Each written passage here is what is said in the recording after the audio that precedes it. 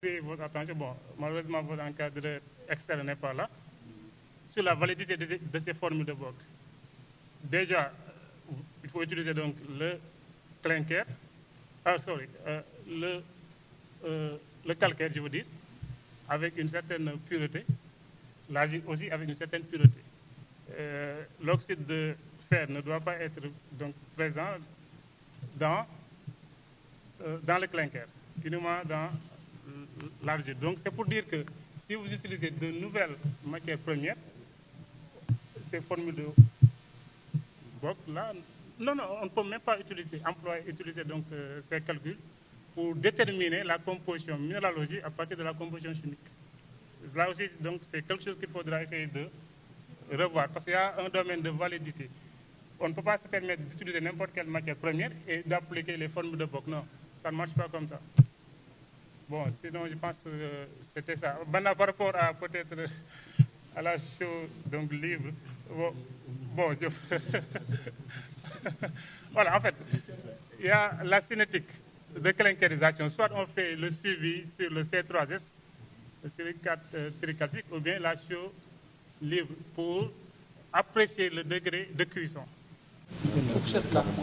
En faisant des tests de sang que vous le faites, etc., sur un certain nombre de jours, vous arrivez à dire que si vous sortez de ces fenêtres-là, vous sortez vraiment de la qualité du. Et ça peut tout de suite aider justement les décideurs à aller dans ce sens-là.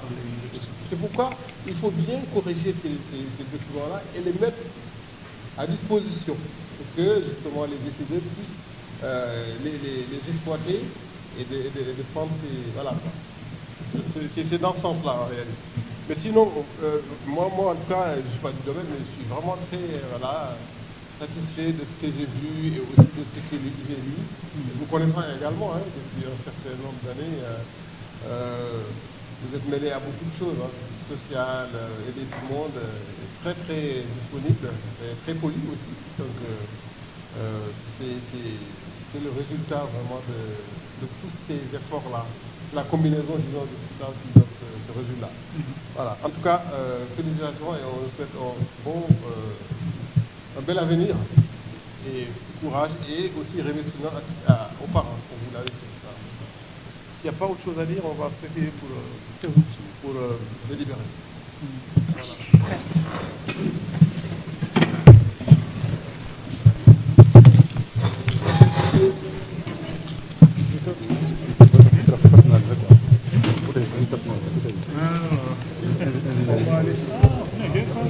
xale yëpp nuy waa Kassé nuy waa Thiamène dama am tey mbégte moo xam ne musuma koo am man ndax li tax musuma koo am mooy Aljigéen Thiam dafa xaar lim doon liggéey nag mënut a weesu lii toog ba sa doom jàng ba def soutenir am def teesam ay bokkam ñëw ay xaritam ñëw nga sonn kër baayam coono bi tubaarkàlla ñun ñu fekke ko ndax ki fekke moo mën a nettali kon loolu laa ci am ndax di ñaan nag képp koo xam ne yaa ngi doon doomi Kassé rek yal na la yàlla may bis bu mel nii sa doom def ko xale bu baax moo tees xale bu bëgg baay bu bëgg ndey bu bëgg bàjjan man mi doxee yow bàjjanam laa waaye ñun ñëpp la fonk am fu mu nu teg baay mën naa am lu ne ndax baay moo soutenir ñëpp moo tee ñëpp moo fab ñëpp uuf ci këram dis gor am jom am fulla yal na ko yàlla lafal cat dégg naa mbégte mu rëy tey yal nañ njiglaayam waaw Anta di ko wax rek pour ni ko na gën a góorgóorlu ndax liggéeyum day bitig la ku rek la perte sa yaay la tooñ na gën a xam rek fi muy teg tànkam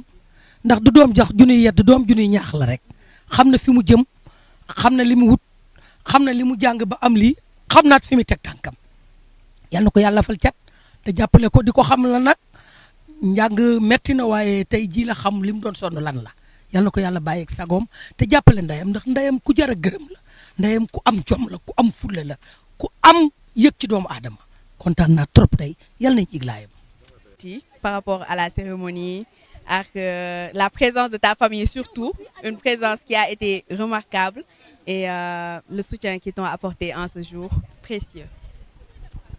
Merci pour ta question. Du coup, je tiens déjà à remercier tous mes parents, mes frères et le soutien de toute ma famille. Et je pense que ça s'est bien passé. Je stressais beaucoup, mais ça s'est bien passé à la fin parce que je maîtrisais un peu le sujet. Donc oui, en gros, je suis assez contente et fière de moi.